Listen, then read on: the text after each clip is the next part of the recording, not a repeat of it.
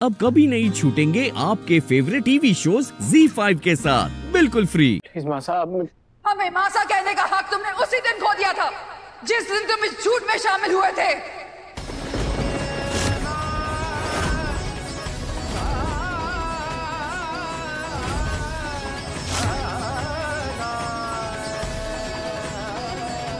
चंद्रिका,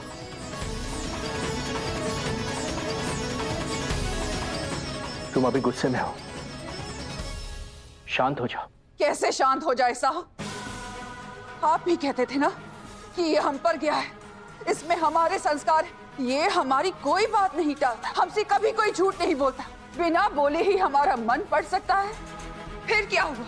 इतने दिनों से ये हमारे मन की बात क्यों नहीं पढ़ पाया? इसे ये समझ नहीं आया कि आज नहीं तो कल जब सच हमारे सामने आ जाएगा तो क्या बीतेगी हम पर। बिना सोचे समझे हमने आंख बंद करके इसे अपनी कंपनी सौंप दी। कभी पलटकर कोई सवाल नहीं पूछा, क्योंकि खुद से भी ज्यादा भरोसा था हमें इस पर। हमने इसे इन्हीं हाथों से पाला पोसा, बड़ा किया, लेकिन झूठ बोलना, धोखा देना कभी नहीं सिखाया। आपको याद है बचपन में जब ये साइकिल से गिर गया था, उसके सिर पर चोट लग गई थी, तो खून रोकने के लिए हमने अपनी साड़ी का पल्लू फाड़कर इसके सर पर बांध दिया था। चोट ठीक हो जाने के बाद भी उसने उस साड़ी के पल्लू को संभाल कर रखा और सबसे कहता फिरता था कि मैं मासा के पल्लू से ठीक हुआ हूँ, मैं मासा के पल्लू से ठीक हुआ हूँ। इतना भरोसा था इसे हम पर, तो अब कहाँ गया वो भरोसा?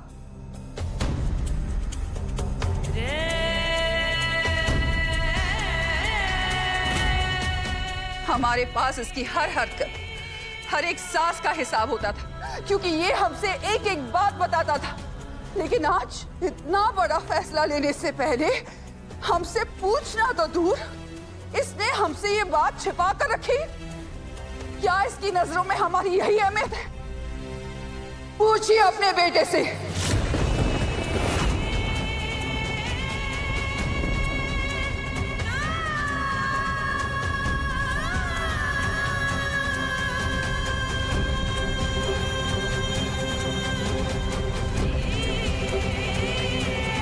अब चुप क्यों है ये?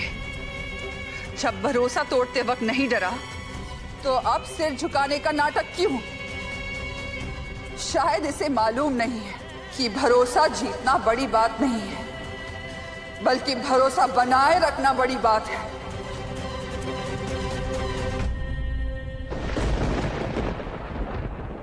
भाभी साहब, आप एकदम सही कह रही हो। वैसे भी आपका एक नियम है, किसी से भी गलती हो ना तो आप उसे सीधे घर से बाहर निकाल देते हैं। अब देव ने इतनी बड़ी गलती की है तो क्या उसे भी घर से बाहर कर देवेगी?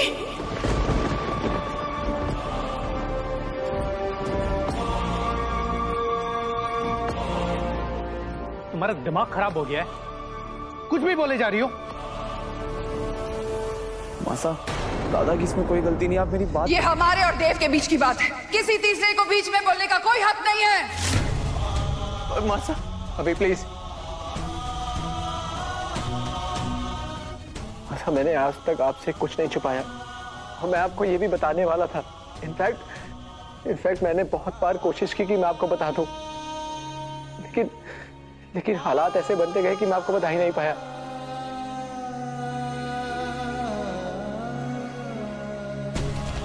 मासा, एक बार मेरी तरफ देखिए तो सही। मासा, से मुंह मत फेरिए। मासा, मैं जानता हूं मुझसे बहुत बड़ी गलती हो गई है, लेकिन इस गलती की सजा आप खुद को नहीं, आप मुझे दीजिए। मासा प्लीज। तुमने जो किया है उसे गलती नहीं, धोखा देना कहते हैं। हमने तुम्हारा नाम देवांश इसलिए रखा था क्योंकि हमें तुम्हारी आंखों में देवता का अंश दिखाई देता था। पूरा उदयपुर चंद्रिका सिंह चौहान के बड़े बेटे देवान सिंह चौहान को कलयुग का राम कहकर उसकी मिसालें देता है, और तुमने आज अपने नाम का भी अपमान किया है। हम इतने दिनों से एक ही छत के नीचे उठते बैठते खाते पीते रहे।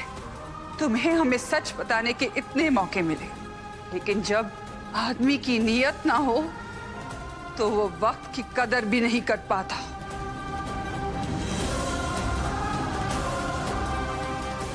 शायद हम ही भूल गए थे कि अब तुम बड़े हो गए हो, सारे फैसले खुद ही ले सकते हो, बिना हमसे पूछे कुछ भी कर सकते हो। यहाँ तक कि माधव की जगह तुम मंडप पे बैठ गए बिना हमसे पूछे।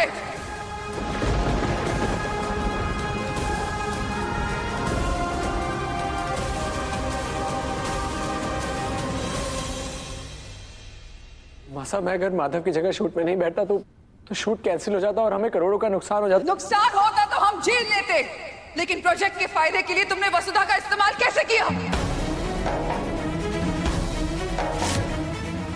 अगर ये प्रोजेक्ट हमारे हाथ से निकल भी जाता तो इस चंद्रिका सिंह चौहान को आज भी इतना बिजनेस आता है कि ऐसे 100 प्रोजेक्ट और खड़े कर देती।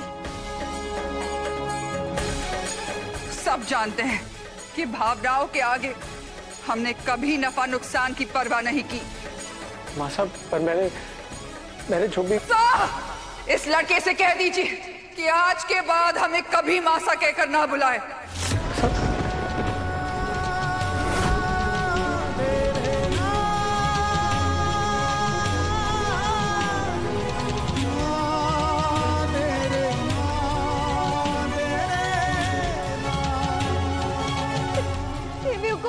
मासा ने कहा था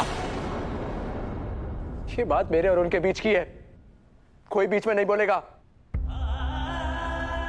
हाँ, हमें भी लगता था कि हम दोनों के बीच कभी कोई नहीं आ सकता, लेकिन आज तुम्हारे इस झूठ ने हम दोनों के बीच एक दीवार खड़ी कर दी है। धोखे की दीवार, जिसके उस पार हमें हमारा बेटा नहीं दिख रहा। ये तो कोई और है जिसे ना तो हम पहचानते हैं और जिसके साथ ना ही हम कोई रिश्ता रखना चाहते हैं। और हमें नहीं लगता कि इस गलती की हम कभी माफी दे पाएंगे। इसलिए आज और इसी वक्त से हम माँ बेटे का रिश्ता हमेशा हमेशा के लिए खत्म।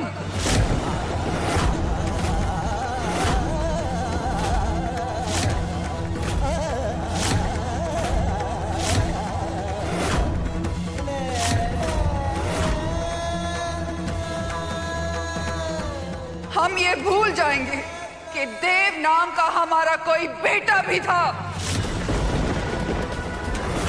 मासा प्लीज मेरी बात सुनिए।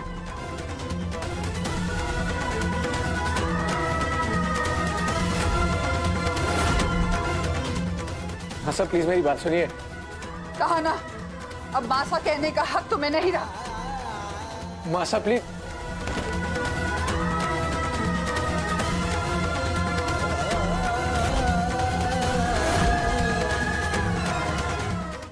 ZEE5 ऐप डाउनलोड करें और देखें सारे एपिसोड्स बिल्कुल फ्री।